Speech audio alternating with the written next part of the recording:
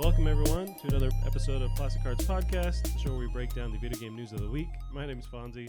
I'm joined by my co-host, indie game dev extraordinaire, Gavin Jones. Gavin, how are you doing? I'm good. I'm great. Great. Gavin, we just celebrated the 4th of July. Mm-hmm. How was your 4th? It was good. It was good. Nice and relaxed. Grilled? So, grilled. Yes. You ate, we both had some wieners. We both, yep. And then we also had hot dogs. Badoom. Did you shoot off any fireworks? No. Do you ever do that? More so back in high school. Like that was the thing. Like my group in high school was super into fireworks. Like I still remember this time when somebody had like, you know, those big like see-through like tubs. Okay, yeah. Like storage. Yeah, somebody had a full one full of fireworks, and most of them were bottle rockets. Gotcha. And at one point, our dick friend just like threw a large pile of them into the fire. Oh god! And most of them went off instantly. However, there was one lone soldier, and I don't know if you remember back in high school, our buddy Tyler had a large fro. Did he? Yeah. Okay. He had I remember him having like scene hair, like straight hair, but I don't know if that was eventually. But well, he straightened it, yeah. Okay, gotcha. So his hair is naturally extremely like Justin Timberlake curly. Oh dang! But just like the ramen, yeah, just curls. Like yes, exactly. but not tipped. Gotcha. And grown frosted out. So he had this massive fro, and I think 3 hours later, after the dumping, like we're all just sitting around the fire, and a bottle rocket goes straight through his fro. Oh, that's awesome. So yeah, we were always super into fireworks, but it's like with everyone moved out, it's like, well, yeah. With the when whoever like dumped the bottle rockets in the fire, did they just explode or actually like start shooting off? They all shot off in different directions. Jesus. Yeah, it was. I mean, it was fun. I mean, there was another like back in college. One of our favorite things is we'd have bottle rocket wars on 4th of July, and after I stopped going to college, they started implementing cardboard armor and buying lots more bottle rockets. And only one person caught on fire this whole time. It's I like how they stepped up equally the amount of ammo or like power. Because we just do it. They did it without armor before, but they're like, wait, if we put on cardboard armor, more fun. Just fire off more. Yeah. Like everyone, like a Gatling gun of like yeah. Previously, it was like everyone fire at one guy and you have to dodge, but now it's just everyone free for all. So that's awesome. But I never got to shoot off fireworks as much as I wanted to as a kid, but I was also terrified of them, so I never sought it out. Yeah, I was convinced I was gonna blow up my hands or whatever. So I was just afraid of them. But but I still dug them. I just never. Which is weird because growing up, you were close to the res, so like you could see like our firework we were in display, and you were in Cowit. Yeah. Oh, I thought you were. I completely misremember that one time I went to. We grew up later on in Zilla, but which is further yeah. away. But I just never did it. But the closest thing I guess was you can buy those for New Year's Eve. You can buy those little like plastic tubes that you pull and they shoot off confetti. Oh, yeah. But I remember even then going like, all right, I got to time this right. I don't want to like blow off any fingers. And yeah, I did like. I was very nervous. My coworker, who's like her son's first time seeing fireworks, so they're out there on the blanket, and he's got his little protection blanket. She's like, just so you know, it's gonna be loud. And he goes, okay, it's fine. It's gonna be loud. Like, it's fine. Yeah. First firework goes off. We're done. Pack it up. Going home. Yeah, he's like just flashbacks to Nam or something. That's awesome. So, yes, it's good times, Kevin. But fireworks, good times. Yeah. Anyway. It's about to go off on a tangent, but I'm like, we're too far down this rabbit hole. This is tangent we got to move on. Do we? There's no real structure to what we do. Is there any 4th of July video games you can think of?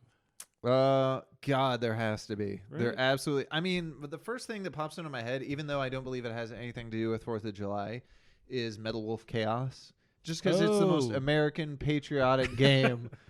There's some kind of re-release, right? Recently, I know there was like. I don't know if it's been or if it's going to be. There was something that in their E3 or like I think during that E3 thing that Devolver did, they announced some kind of like Switch or some kind of thing with that game. But carry on. It still blows my mind. Weren't the developers? Wasn't that From Software? Possibly. Which is like I mean we gotta look. It's I mean to me it looks like a platinum game because it's got the cheese, it's got the over the top gameplay. I'm drawing a blank on the name. Would you remind me? Metal Wolf Chaos. Oh, okay. Metal Wolf Chaos. most ridiculously patriotic game ever made by a Japanese developer. Dang. Yeah, it was published by From Software. I see. So I wonder who actually developed it. So yeah, we'll go to their Wikipedia. There's something about it being re-released in some form for something. I do remember seeing that, but and the internet's super slow today. But okay, I'm seeing From Software also, so it's developed and published by them. Okay, Yep. yeah. So Dark Souls. So Devolver Digital is supporting From Software to publish a remastered version of the game Metal Wolf Chaos XD, and that's on Windows, PS4, Xbox One, August 2019. So that's what was kicking around on the internet recently. My body is ready. I wonder if it's good, because watching gameplay of it, I mean, it looks like you want to gather around like some friends and just make fun of it the whole time. Yeah. Which it clearly, like, it's sort of like The Room, I think, of video games. Like, it may have been this on purpose. Gotcha. But it's hard to tell. But it's also like it's a Japanese developed game, so is it their kind of lens of what America? I hope so. Military complex is. Instead of just like, hope so. Yeah, I wonder. The Americans definitely have a mech with. Yep. There's that. I guess you could technically say Independence Day the game, but that's a garbage game. There was like a PlayStation 1. I think so. Yeah. I never played it, but there's no real. I guess it's just like not a setting that is tapped very often, but it could be. I feel like Broforce would probably have like an Independence Day level. Yeah. I know for sure if we're gonna go with games with holiday levels, you could do Fantastic Contraption. I don't know if you ever played that in school. I think I do remember. Like, it's like a Rube Goldberg kind of thing where you have the pulleys, but it's all like accurate. Yeah, they'd always have holiday levels with holiday tools and stuff. Gotcha. Yeah. I want to play that now. Just right? You were just talking about it. I want to play it. I definitely remember when Kickstarter was getting big. Like, somebody came up with like a really cool like Fantastic Contraption style game. Okay. And Yeah. I never knew if it got published or not. Gotcha. Well, we got some video game news, Gavin. Not a whole lot that happened, but little bits here and there. Pieces. We do have kind of an update on the story we covered last week. It was with CD Projekt Red. The rumors that they were working on multiple, 10 different Cyberpunk titles or projects, but it may not be the case after all. And you sent this to me afterwards too, but they did an interview with GameSpot. So GameSpot got to talk to CD Projekt Red to actually clarify what they meant with that. Talk to Mr. Cyberpunk. Mr. Cyberpunk himself. So this is from Steve Watts of GameSpot. Following rumors of multiple Cyberpunk projects in development, CD Projekt Red has issued a statement. A Polish news source appeared to suggest multiple Cyberpunk games are in development, prompting a reply from CDPR regarding how it's split development. Projects, right? Yeah, so the idea was that it wasn't necessarily games, but projects. But they kind of like drew the curtain back and said, hey, we're not necessarily doing that, but there's also still some vagueness in what they were saying too. So this is their response. We currently have a total of 5 teams working on a number of projects, with 3 focusing on the development of Cyberpunk 2077. These include CD Projekt Red, Warsaw, and Krakow, who are handling the main game, as well as Roar Claw Studio, where around 40 industry specialists are engaged in technology R&D. A separate dedicated team at the Warsaw Studios handling development of Gwent.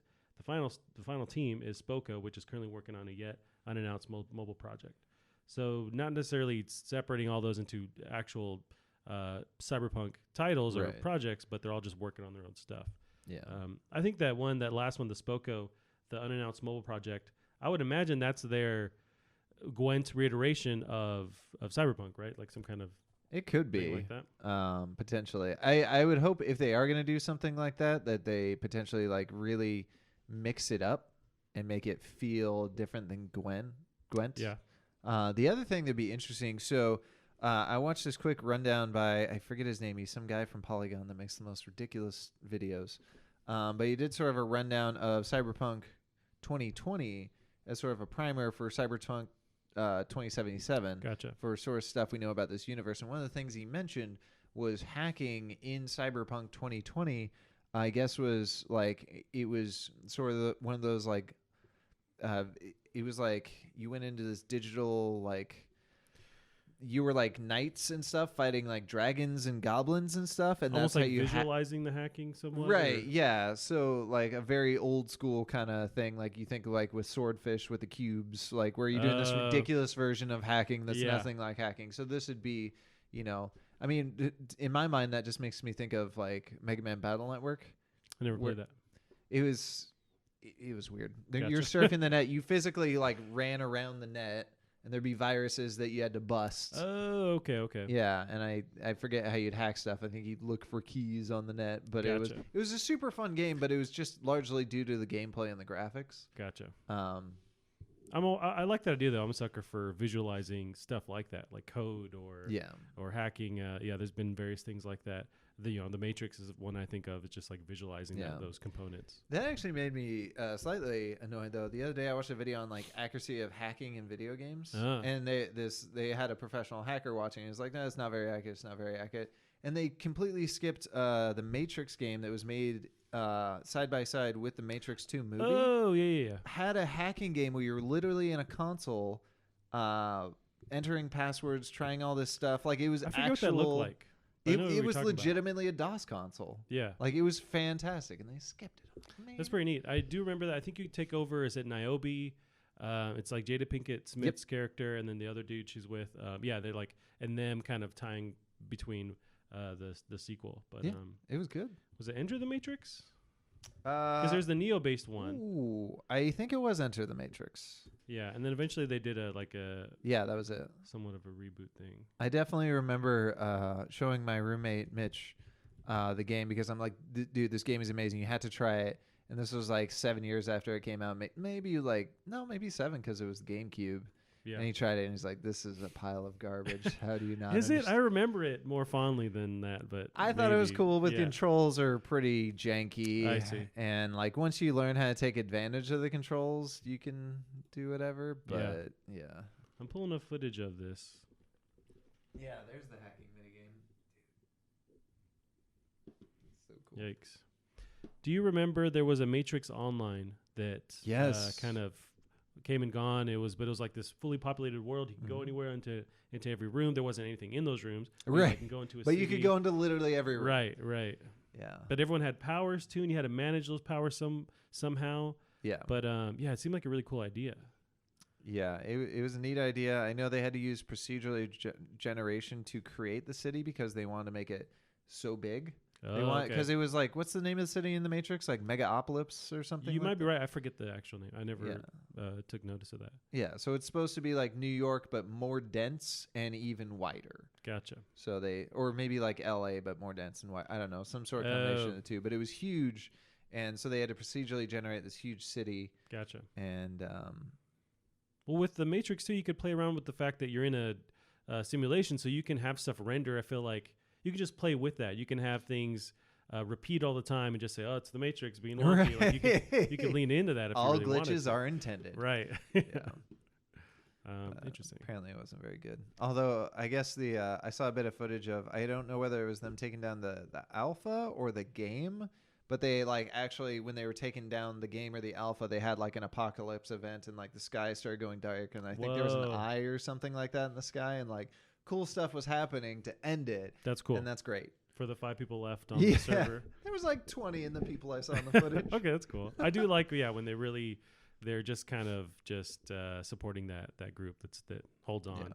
Yeah. But it's always a sad day when they close those servers. It's always kind of interesting too with the internet. I mean, stuff does live forever, but at the same time, when it comes to that kind of thing, the servers get swiped or, get deleted and there is no way for that stuff to carry on besides a YouTube video. Right. And so there isn't really a way to preserve that. But But let's see. We had this. Cyberpunk may not necessarily be making 10 different Cyberpunk games at the same time as we previously thought. And here's the one that I really don't know much about, but I know you've talked about before, and I feel like you have pretty strong opinions about. But it's this site G2A. Oh yeah. So there's this petition apparently to get them to get indie developers to stop selling on that site. So this is from IGN. 1,000 sign petition to stop selling indie games on the controversial digital store G2A. Were indies selling on that store on purpose? Apparently not, because it seems like that whole side of the industry has really been removing themselves from that. But I guess it's maybe to get more awareness too. So they go into detail. This is Matt Kim from IGN. Almost 4,000 people have signed a Change.org petition asking controversial video games key reseller to stop selling indie games through its marketplace. The petition comes off the heels of a holiday weekend where G2A published a blog post attempting to defend itself against critics, which in turn spurred indie devs to launch a new wave of criticism against the retailer, culminating in an online petition. Mm-hmm. So will you explain GTA to me? So they resell keys for video games, and so but the devs aren't getting a cut or they're getting a small portion of that. How does that work? Well, in theory, they could get a cut, a very small cut from the initial purchase of the key on like Steam or however you purchase the keys. Yeah. The problem is in practice. So the concept is, and I don't really know. I've never bought a key on Steam, so I don't know how you go about doing that. But people would buy, let's say, some keys or. All right. So here's the good side of it. Here's the good idea of a site like this. So let's say I bought a new game. Let's say I bought a good example would be Risk of Rain 2, right? Yeah. So I bought that game. I got a free key. So let's say I don't have anybody who wants to play it. I go to G2A and I put up my second key. So, and then somebody buys it for heavily discounted. They wouldn't be getting that deal anywhere else. Gotcha. I get a little bit of money. They get that game for a heavily discounted price. Everybody wins. Yeah. Or you buy a bundle, right? That's where a lot of these keys would get heavily inflated on that site. You buy a big bundle on Humble Bundle. Oh, okay. You really only bought it for like 2 games. So now you have half a dozen keys that you don't want. You take them to that site. You're going to sell them for pennies, but that person's going to get a heavy discount and you get a little bit of change back in your pocket. Gotcha. The problem is, people will steal credit cards and they'll buy, let's say, a hot new game, and they'll buy, let's say, 1,000 copies with that stolen credit card. Then they will take those keys, put them on G2A, and then they'll get sold, right? Gotcha. So the keys are sold. Somebody else now has the game. That person that who had their credit card stolen is now going to call up, the credit card company, say, hey, all these charges are fraudulent. They will invalidate all those charges, which causes a chargeback fee. So not only is the money that was sitting in the developer's bank account get taken back, which they may not have been accounting for. Yeah. So all this money, like that could be several $1,000s, they now have to pay back, plus an extra chargeback fee, because when someone does that, you pay a fee. Jeez. So not only you're actually having money taken from you that you didn't have. And in addition to that, all those people with the keys out there now have their keys invalidated. So everyone got stolen from. Whoa, okay. So it's a big, that's why people call it a gray market, because there's a lot of bullshittery about it. I see. Yeah, that term, gray market, seems to be popping up in some of these articles that I pulled up. Yeah. Yeah, it's super sketchy. I like this. So they can operate with the fact that if you own it, you can legitimately sell it to someone, but a lot of people don't actually own it. They're stealing them, and they're able to prosper in this area. Yep. Wow. So and you can pay extra to G2A per month. So if, let's say, you buy an invalid key and they come back and invalidate it, they'll pay for your new key. But I forget how much it is, like $25 a month or something. Oh. So they're just... Yeah, nickel and diming everywhere and getting you on board. I mean, that's not nickel and diming at that point. That's a hefty fee. It's quarter and fives. Quarter and 5, yeah. So, yeah. That sounds like someone spanks you and high fives you afterwards. We're going to quarter and 5 you. I'm into that. I'm cool with that. That is my fetish. How did you know? So, yeah, there's some interesting little blips about this. So, this is also from IGN. Indie games publisher No More Robots and its founder Mike Rose launched a petition. They're reiterating on that on change.org last week, asking G2A to stop selling indie games. The petition was created as a response to G2A's own blog post, which claimed only 8% of sales on G2A are made from indie games. Rose said on Twitter that if only 8% of sales are on G2A are from indie titles, then they wouldn't mind. Yeah. They wouldn't miss us, right? They could remove all indie titles from G2A, and 99% of game developers would be happier. Since the petition was created on July 5th, over 3,600 people have signed it. There's also a weird thing that happened over the weekend, too, with G2A paying someone to publish an article or trying to get game outlets to publish an article in favor of G2A. and that email was leaked and spread online. They've done all sorts of sketchy stuff. I know a lot of streamers that have dealt with them that like basically they kind of act like bullies. They'll come in and they'll like throw money at you, and then they'll send you emails afterwards like, hey, just so you know, we'll pay you, several, like lots of money a month. And it is a solid amount of money that you have a hard time saying no to be sponsored by us. So it's real icky. Are they a mob? Like, what the hell? That's kind of how they act. Like they're trying to, like Tony Soprano's behind all this. Yeah, it seems very weird. Yeah. But I imagine the more negative stuff they get, something's going to culminate with just because really you can't really pull your support if you're a dev, you can't like pull your game from it because it's just your stolen keys or something. Yeah, you have no say in what goes on. Well, and that's exactly probably what this is about. As a game developer, you have no way of stopping your game from being on sale on this site. So if you just had the option, I'm not even saying no indie game on that site. I'm saying give me an option to not let my game be sold on that site. Yeah, to opt out. Right, which they won't do because it's sales for them. Yeah. And this has actually led to interesting things, and I certainly saw this with a few different developers. I believe Devolver Digital was one of them. Actually, my buddy did it too. Developed Pixel Sand. So developers will post links. They'll upload their own version of the game to Pirate Bay. Okay. And they will, if people are looking for it, they will provide a link, and they will say, look, if you're not going to pay for this game, or if you're thinking about getting it on G2A, please don't get it on G2A. Just pirate it. Just pirate it. Yeah. Because that way I'm not losing money. Right, because you mentioned the fees that culminate, and really it could just stop support from them completely if you just go around and say, here it is for free.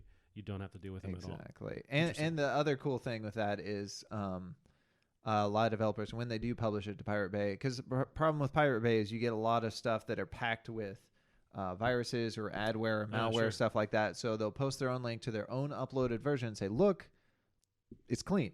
Yeah. So don't take money from us. Have a clean version. It'll be safe. Right. Just don't literally take money from us. Yeah. Which don't is overdraft my account, please. Right. Exactly. It's like, I got to the end with 2 pennies left. Like, don't take those. Man, that's gotta suck as indie dev too with this whole thing happening, because it's looking like, okay, your game is selling, and then sure enough, this stuff is taken from you. Like those sales are discounted or removed, and then you also have to pay fees on that. It's just such a roller coaster. Mm-hmm. God, that's a bummer. Yeah. Yeah, so which is why it would be good with, I think it was Ubisoft that was investing into that keyless key technology, which technically has a key, but it's still like everything's very authorized, and at every point in time the key has to have an owner.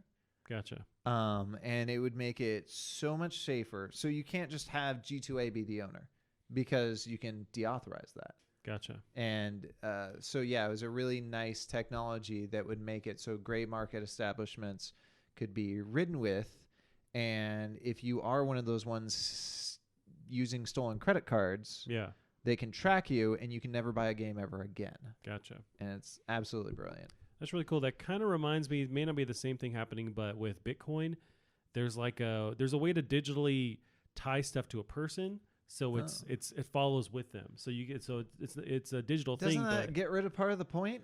Yeah, because there's no anonymity, but there is at the same time. So my knowledge of Bitcoin breaks down. But I know you can tie at least the currency to like a person digitally. So I wonder if you could do the same thing. Yeah, like it's basically that you're saying. But I know that with Bitcoin, I feel like it functions just a little bit like that, where you're still tying it to someone and not letting them just do whatever they want with it. That does remind me of something I recently saw, because I was looking to do a bit of volunteer work, and I was looking at the Red Cross, and one of the things they had on their website was a volunteer position for a blockchain developer. And all I could think is, you guys don't know what the fuck blockchain is.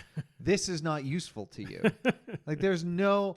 Explain to me in what way blockchain could be useful for the Red Cross, unless they're legitimately farming Bitcoin to fund themselves. Like, there's no way. Wow. I mean... You should have looked into it. That could have been cool. Yeah, exactly. Because I used to watch my buddy who used to do... he went from game development streams to blockchain streams, and he'd program different things for all these different block. It was very confusing. Like Yeah.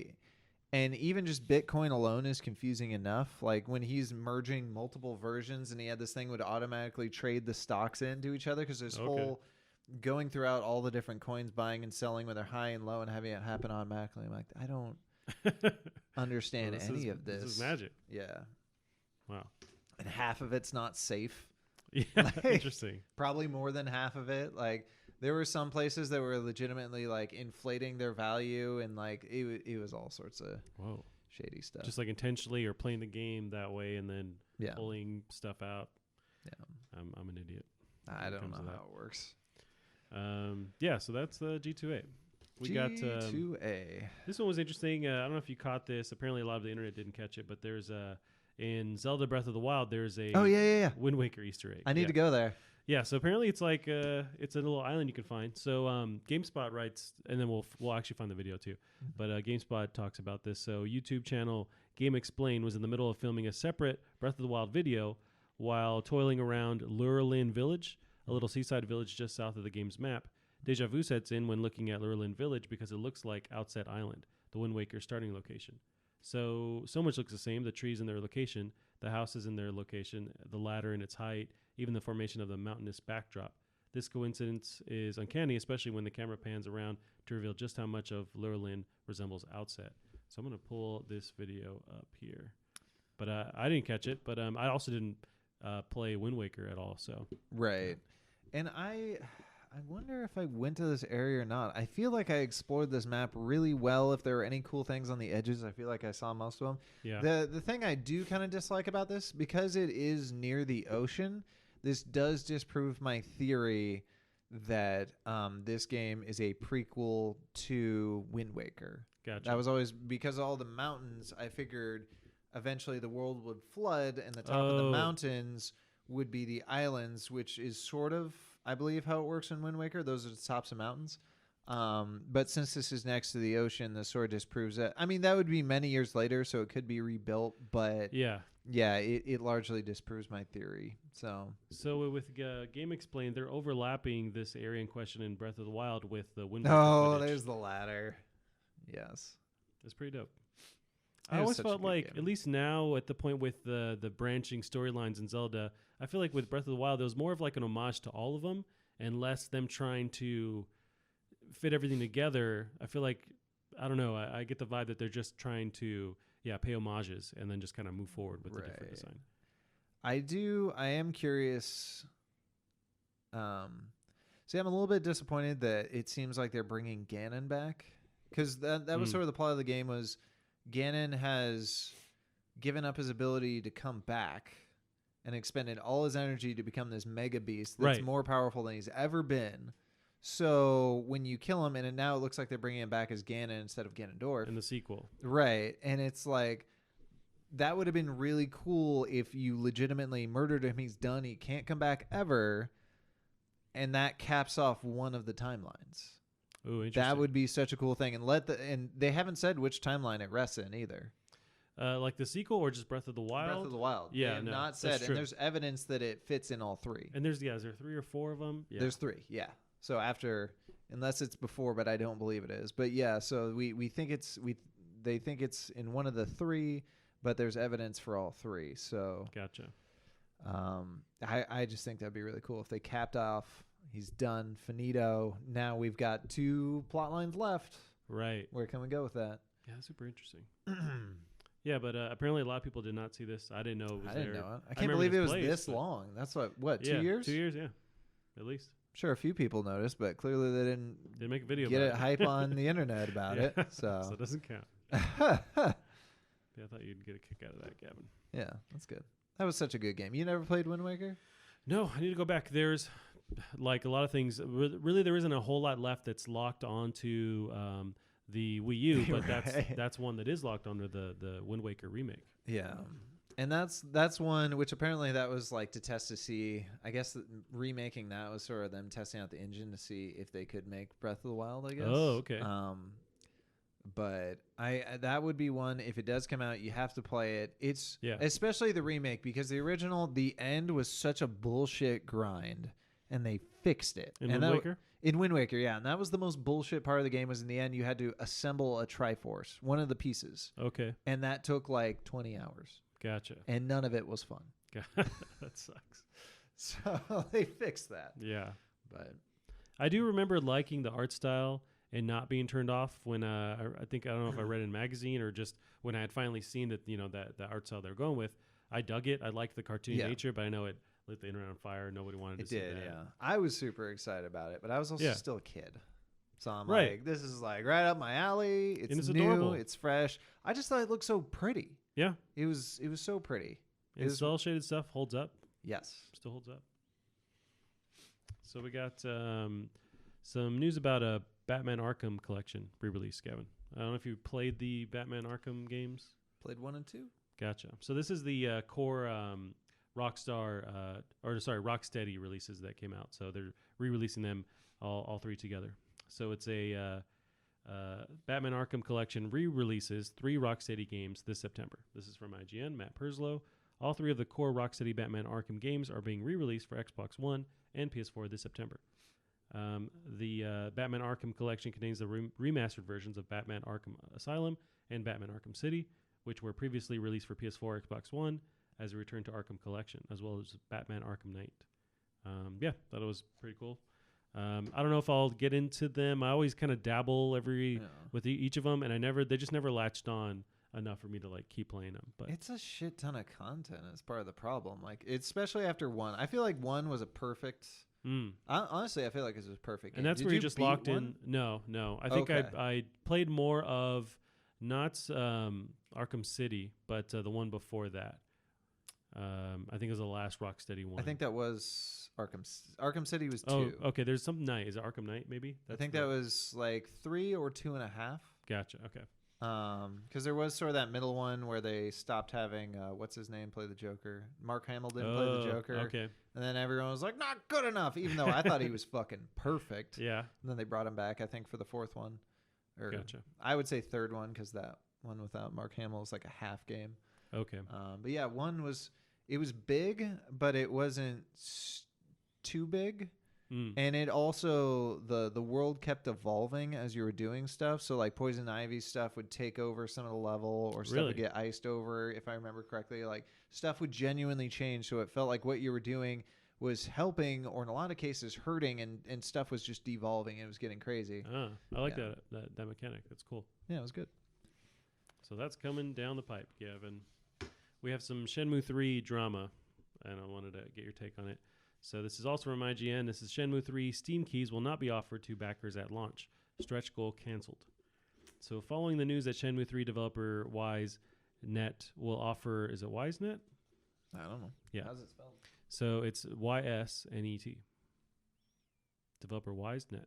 Oh, it could be pronounced EaseNet. EaseNet? But I just say that because of the game Ease that's spelled YS. Gotcha. So following the news that Shenmue developer EaseNet will offer refunds for dissatisfied Kickstarter backers, Epic Games CEO Tim Sweeney announced that Epic will fund the cost of all the Kickstarter refunds.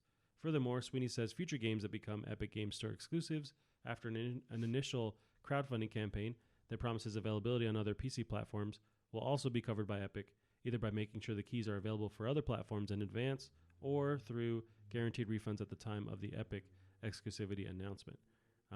Interesting, because this got a lot of flack for the fact that they were switching to the Epic Games Store exclusivity, and people that initially funded the game were angry because they wanted to play it on Steam or whatever other thing, which I guess I get. I just don't see the real outcry for people that don't want to get their games on Epic Game Store. I mean, I definitely sort of get it. Like that was kind of shitty. Like you promised something, and it. More like I feel like this hurts a little bit more than most of the Epic Store exclusive stuff, because otherwise it's just like, hey, we get a little bit more money if we do Epic Store for exclusive for a year, so let's just do that. Whereas this case, people supported your product. You got the fans involved, and you kind of spit in their face a little bit. Right. Like this was not a cool one, and the fact that on top of that, Epic kind of like was just like, hey, if anyone else wants to pull this shitty move, like, we support you fully. Everybody else jump on the Epic train. Like that feels shitty on top of it. Yeah. So I don't feel good about that one. No, I mean, at least they are backing these refunds, but at the same time, yeah, they're going to keep pursuing people for these exclusivities for sure. Yeah.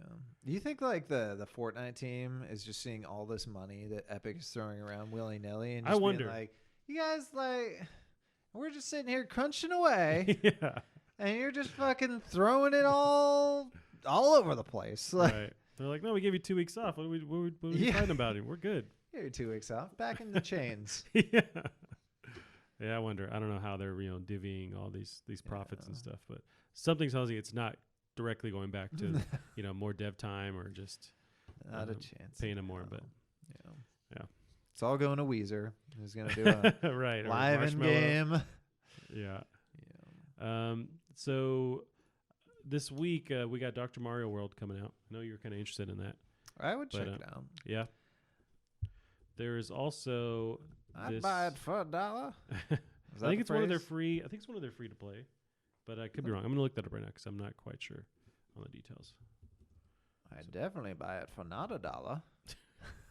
There was I pulled that up. There's this game Sea of Solitude that releases. I saw that. It's definitely got some mixed reviews. It's just gorgeous. It looks really cool. I almost want to play it and make up my own mind. Also, I have no money right now, so yeah. There's been too many games that came out. I bought a bunch recently, so I'm not gonna buy any anytime soon. Yeah. It's pretty though. It looks like a Ghibli movie. Right. No, yeah, it does. And somehow the water's affecting things where like you can access parts of the world. There's like a puzzle mechanic to that. Right. With it raising or lowering. But it's pretty cool. There's some aspect of mental health happening too with like the monsters, whoever you're encountering too. I remember seeing footage of that as well. But I don't know. Wanted to pull up some video. The internet is not working. But it's also Dr. Mario World. So I wanted to see how this... we looked up footage last time. But I want to figure out if this is actually free to play or what the deal is. I know Mario Run, you could pay $10 to actually unlock everything, or it was free to play. Huh. But I'm not sure if they've changed that model since then. I wonder if Mario Run is still available. Yeah, it is. I just downloaded it for one of my nephews, and he really digs it. You can play it while you pee. Yeah, be one-handed. So I still remember at one point when I was doing game dev in Texas, like I really wanted to make a game that like, so in Chicago I had my NES in my bathroom because I had a large bathroom in my office, and so I try and speed run like 2 minutes worth of Mario while I was like taking a poop. Yep. And so I was thought like somebody should make like a 2-minute roguelike. Because I played a lot of Spelunky, and I'd be competing with those scores. So it'd be nice if I could sit on the pot and like rack up a high score, and everyone else has got to deal with that. They got to try and beat that. Or like an example would be like, because I never smoked, so it always frustrated me. Like these guys would get to go on all these smoke breaks. Oh right. So it's like, dude, I just want like a 2-minute break to go out and have a smoke. So you have some sort of game, call it smoke break. So while I got to go out for a smoke break, and you're out there just racking up a high score. Yeah. That's awesome. But never did. Because I'm lame. That is a cool idea, though. Does that say racist savant? Richest Oh, songwriter. Racist savant. Racist savant. He says things that'll upset you on a cellular level. But they're brilliant. What races does he hate? All of them. There's the Stranger Things 3 game that comes out too. I wanted to pull up. I don't know how you could base a game off of. That was a horrible Google search, but well, it's this kind of 8-bit style. It looks like a beat 'em up, but right, which doesn't feel in line with the show is definitely more of a stealth. If it were going to be a game, it'd have to be a stealth game. Yeah, this is a weird. I mean, I like the art style. I like the cheesiness of it. Yeah, it's definitely not. Oh, I like that he's using the hairspray to. It looks like each character has its own strengths, its own abilities. Where's that one? Oh, he was flashing with the camera. Yeah, because there's that character who's a photographer for the newspaper. But this just like genuinely isn't the game. Which sure, makes if they want to go not the show, which makes it kind of weird. Yeah, I would like. I mean, we don't have Telltale anymore, but they could really take over and do some kind of story-based one that could be pretty interesting. You know what? I guess the cool thing about this is, I mean, because it's nothing like the show except for the locations and the characters. It's almost like a classic NES, more so NES than SNES game, where like the video game for it has nothing to do with it aside from the characters and the locations. Like I don't remember Macaulay Culkin running around, fighting rats and giant bats and and vacuum cleaners and Home Alone 2, the game, which I played the shit out of. Really? Back in the day, yeah. Home Alone 2, lost in New York, trying to slide under those hopping grannies. That was a challenge, man. I imagine back then, they made those games where they're just insanely hard to beat. Yeah. They're really not intended to beat them. They just suck your life out of you. But is it RGB games? There's like something like that. What's the dev? Yeah, they made all the shitty ports or just video game licensed movie licensed games. Yeah, it was bad. Bad. That also reminds me of I had Michael Jackson's the Moonwalker video game on Genesis as a kid. Was that good? It was dope. Yeah, it was super hard though. But and all the levels were based on music videos, and I could only ever get to. Me and my uncle would play it all the time, like level 5. That's where it really ramped up, and it was there's just insane amount of characters on screen just killing you, and you have your little magic powers that you can shoot at people, and then there would be like a star that would come out of the sky in certain levels where you could turn into a robot mech guy.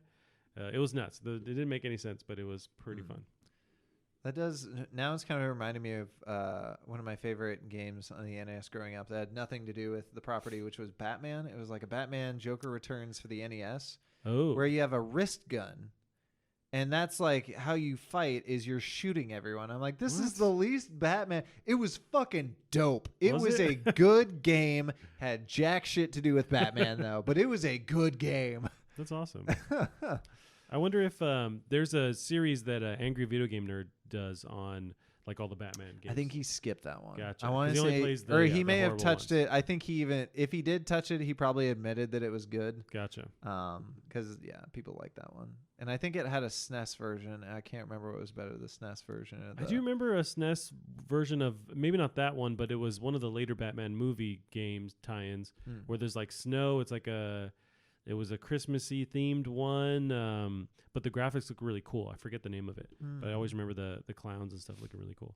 It'd be really fun to just have a night of like, there was a dev that called Mr. Bean, Mr. Bean, and he used to do a thing on a stream where they had an emulator hooked up to a wheel, and it would or like a digital wheel, and it would spin through and it'd randomly pick a game from their emulation collection. They played like 30 minutes to an hour of it. Nice. And just be drinking the whole time. It's like, that would be a fun thing to do, just off camera, just have a fun night of playing these old hard ass games.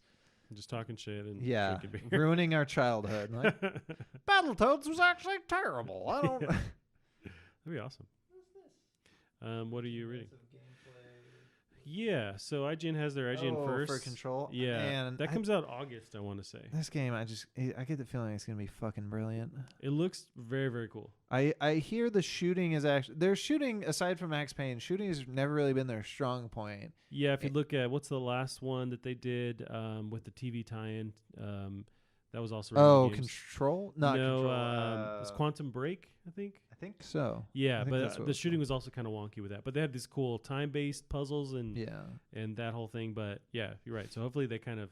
I don't think they need to lean so hard on the shooting with this one. You can still. I hear it was good though. I hear the combat's really fun. Gotcha. In Control. Yeah. Gotcha. So that comes out August 27th. But yeah, IGN has a whole thing for the month. They're promoting it and talking about it, and they have 13 minutes of it. So the motion capture, like on the faces, looks gorgeous.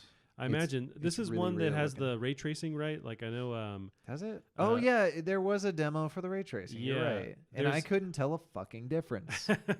Well, there's a super nerdy video series. It's a YouTube channel called God, now I'm blanking on the name. It is Digital Foundry, and they will like just tear things apart when it comes to the the like graphic side of stuff, and they'll just break things down, and they do one on ray tracing with Control, and they just like go into detail, not tear it down like talk shit, but like they just go into what is actually going on.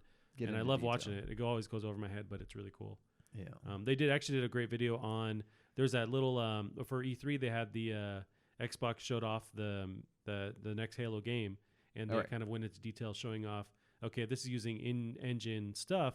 What is their engine going to look like with all with the ability to render everything in the way that they're rendering? Right. But did I forget? Sony or Microsoft or both of them announce that they were going to have the real-time ray tracing? I think Xbox is leaning harder into either like hardware-based ray tracing, and it seems like PlayStation is focusing on some kind of software version of that. Probably not. But that would be a bad idea. Gotcha. Okay. But I feel like from the stuff I've heard, like as far as their messaging going, Xbox seems to be leaning harder into legit ray tracing, with PlayStation somehow creating that effect.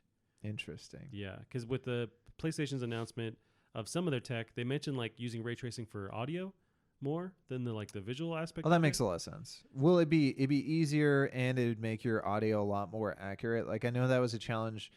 The devs of Rainbow Six Siege dealt with is your audio as the levels are being destroyed, but like pieces of it where it's not as easy to control. Your audio really would change and echo differently, or not echo as much. Oh, sure. Which was something I thought was absolutely brilliant with, and I first experienced it in Battlefield Bad Company 1. When you're like, I remember being in a house completely silent, just there with my sniper rifle, and all I could hear was just my shots and like how loud everything I did was, the bolt coming out, stuff like rattling around on the floor, and then everything gets destroyed around me. The way all the soundscape changed, that's really cool. It felt so real, and it sucked me in even further. So if every game can have that quality to it, it's really going to suck you in that much more. That's really cool. Cool idea. The fact that they could have it wouldn't have to be a game specific thing. It would just be ability for all these games to handle their sound that way, and it would react appropriately. Yeah, when you're in a room quietly, you have your own sound echoed just by your movements or whatever you're doing, versus you rip the roof off and you can hear everything outside. Yeah, it's a cool idea. Wow. But yeah, we'll see what happens with Control. I'm eager to play it. Did you play any games this weekend? I don't think we covered that. So this weekend I finally finished Outer Wilds. It did take longer than I thought it would. Finished it. Yeah, I had to take. There were 2 days where I was stumped on a puzzle, and I legitimately probably poured 18 hours maybe in 2 days.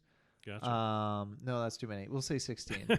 And I was just playing it, and it was just 2 of the final puzzles. Because there are like minor puzzles and there are major puzzles. Gotcha. And there were 2 puzzles that I was completely stumped on. I had all the clues. I had literally all the clues. My map was complete, except for these 2. And I thought I knew what to do, but I tried several different ways of doing it, and it turns eventually I broke, and I had to look up both of them. Gotcha. And it turns out I was doing them just slightly wrong. Of course.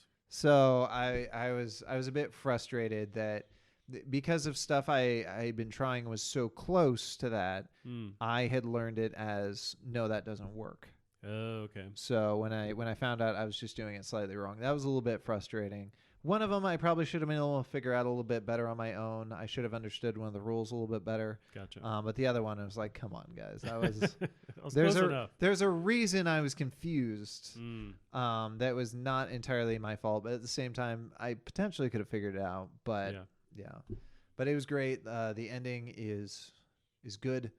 But I definitely, it's one of those games I can't talk about anything because everything matters. Gotcha. And it's so cool that I think I texted you that the other day, because when you're playing the game, you start off completely confused. You don't know what anything is. You're really just letting it wash over to you. And the first half of the game, you're just learning how little you know. Gotcha. And after a point, you start filling it out. You start coming up with theories. You start having stuff that backs up those theories. And towards the end, you get all these theories confirmed. And you're like, I fucking knew it. I fucking knew it. I fucking knew it. I'm right. Everyone sucks. I'm the best. And That's awesome. But it was great. I don't know where to put that game though. In like, do I put that in top? I think it's definitely past top 50. It's definitely at least top 40. I feel like top 30 games of all time, maybe top 20. Wow. Just because like the feelings you've gotten playing through it. The feelings, yeah. And it's one of those games too that it's not fun. It's interesting, and it's so interesting. And I felt because the rules of the game were so complete and they followed those rules 100% of the time. Yeah. It didn't feel like I was playing a game. It felt like I was in a world. Gotcha. And that was incredible. I haven't felt that feeling in like forever. Yeah, it's funny. I feel like I felt similar aspects of that. So playing through the game, it reminded me of playing through, I think it was Half-Life 2, using the physics and stuff, and just like being fully immersed in this thing they've created. The same thing with this one, where you start to figure out how to use your ship, and the stuff you encounter in space is just like bonkers. Yes. To where I'm just like, I'm in it. I'm fully immersed.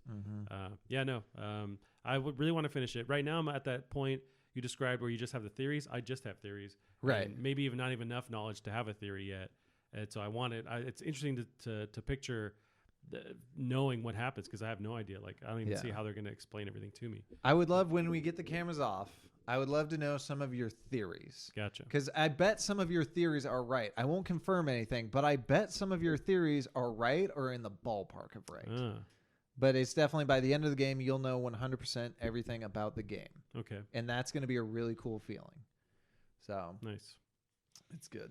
The other thing too I like about it is something I've seen some people kind of talk about a bit more. We sort of miss. I miss the days in video games with before the context sensitive button, because the worlds were built around your simple ways of interacting with the world, and you had very limited things you could do, but everything was consistent with that, and that made you feel that much more on the world. And this game definitely does this. And the fact that you never get any upgrades throughout the entire game, I can confirm that part. Gotcha. Made it so much cooler because you were getting through on your wits. Yeah. And that feels so good. Right. Everything that you can do is doable within like your first part of the that game. I can go back and run. I saw the speed run for the game is 35 minutes. I'm pretty sure if I played it, I could probably get at least in 40 minutes. Nice. Like it's great. That's cool. Yeah. I'm eager to understand more about that game. And I think of weeks ago where it's like I couldn't even figure out how to get off the planet. Right. And now just like finding the stuff that I found in space, it's awesome. Yeah. Yeah. So we'll see how that goes. Finally beating that game. I didn't play very much of anything this week. I played some more Super Mario Maker. I'm really digging that. Just playing through the user-created levels. I would like to play some of that. Yeah, I highly recommend it. Oh, you know what? The other thing, though, playing so much of that, I don't have a TV show going currently. So after playing that, I was still feeling the space vibe. Yeah. And I started watching a bit of an Amazon exclusive show called The Expanse. I'd heard great things. Oh, okay. And before I started it, I was like, what are the Rotten Tomatoes? And first season's like 80, and then it's 100 for the next two seasons. Damn. And I started watching it already. I'm like, this is great. It's going to get better than this? Really? So, yeah, digging off of that vibe from that game going right into this, I'm like, this is great. I'm back into this new world building. It feels I've heard of that show, but I've never like looked into footage or anything like that. Saw a trailer of it, but yeah. It's definitely the best graphics out of any Amazon show. Like that's a complaint I've had with Amazon shows. Like Netflix shows, the graphics tend to be fantastic with they their throw CG. So much money behind it. Yeah, and Amazon doesn't really. And this one they did, and maybe this is why they don't anymore, because this is a couple seasons old. Oh, okay. So maybe they just spent all their money on this, and now they have nothing for the other shows. Well, we got $5 here to figure out this show. Yeah, that's pretty cool. Alrighty, Gavin. Nothing else really happening this week. I feel like there was a story that I meant to get in. There might have been. I can search it up here. What was? I almost texted you, but I'm like, you probably include it. It was something small. Was it about a specific game or just like a I think it was console thing or some news? A new Turok game has emerged from nowhere, though it's not a shooter. Yeah, on Destructoid.com. You can see the screenshot right here. Oh, although that's actually kind of cool. So it looks like a Pokemon Go type of, or like just Pokemon. Oh my god! Black Mesa Zen levels will be entering public beta. Oh, I know it's the Black Mesa thing. It was like $7 on Steam. I want to try that. Yeah, I'm sure it's I'm curious. I think the Zen, I never got that far, but I know it's like a whole new world. So I imagine it was probably pretty hard to develop. That's them going off of the story and doing their own thing, like filling in gaps. Yeah. Warframe had they had their whatchamacallit con, something con. They had huge announcements, and that was really cool. They announced they previously done one, because most of the games sort of instance, and you do a level that's pseudo randomly generated, to my understanding, but then they created this huge open world on some planet, and you could just run around and grind and do shit. Okay. And they just announced a new massive open world for Warframe. Yeah, that's awesome. That's a game you should watch that documentary too. But I didn't realize until watching that doc by NoClip. But that's a game that's it's evolved so much based on like the team around it or the player base around it. Like they've completely changed and evolved, and it's pretty awesome to see them do that. You think about the fact that was there at the launch of the PlayStation 4? Yeah. I feel like it was a free to play for a while, or at least I remember taking or maybe I think it started where you had to buy it, but then they moved to free to play. I think that was a big deal. Yeah, but I know it was in that marketplace for a long time. I never tried it until actually seeing that documentary. Well, the way I remember it is it launched, and it was sort of a cool looter shooter, but it didn't have, if I remember correctly, it didn't have that much of an identity. You couldn't do all the crazy moves that every character can do now. Sprinting or jumping, then you can. Yeah, it didn't play like that. And then Destiny came out, and Destiny was kind of eating its lunch a little bit, and so they evolved into space ninjas being batshit crazy, moving a million miles an hour. So people would play both, and I thought that was really cool that they're like, look, we can't beat them at their own game. We're going to play our own game, and they have no competition. Who do they have? No one. No, yeah. There's no other space ninja game like that.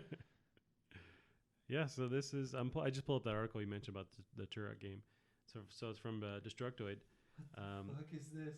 Is it a tactics game? I don't know what I'm looking at. Yeah. So from Destructoid, so color me surprised, but a new Turok game just got announced, coming from indie developer Pillow Pig and published by Universal Studios Interactive Entertainment. Turok: Escape from Lost Valley is more an adaptation of the comic series, which I just found out the classic Nintendo 64 title was also based on, than the hardcore 90s kid shooter 90s kids might remember. Well, I didn't know about that. Yeah. It's available now on the Steam store page. It's a July. Oh, so I see. Why the trailer says available now. It's listed on Steam as July 5th, July 25th, 2019. So it's end of the month. But it looks very different from a normal Turok game. But I'll upload, or I'll put some of this footage on there too. Lost Valley. It's a farming sim. With dinosaurs. Stardew Valley with Turok, and what am I eating? So there. Oh, come on. There was footage of it. There was some kind of combat thing. He was hunting. Those looked like people. Well, there was the people in the game too that you have to fight. This whatever reason. There's there was a lot of people. Not mercenaries, but some kind of. There were people, and then later there were aliens. Is there going to be a cerebral bore in this adorable-looking game? I feel like the answer is no. Internet, why? It does this often. Yeah. But yeah, I'll pull up or upload some. So here's a picture, and it's adorable. Of this little Turok guy. And this looks like fucking Habbo Hotel. I haven't seen that.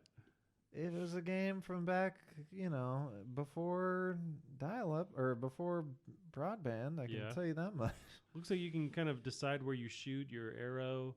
There's a dinosaur as Killer Honker is his name of the dinosaur.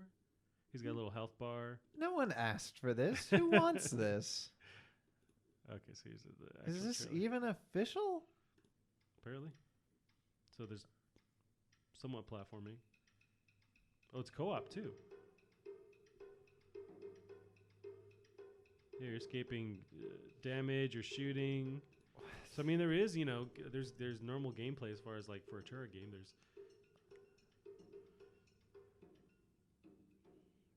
a dinosaur was headbutting you. You're just not shooting, but you're using your bow.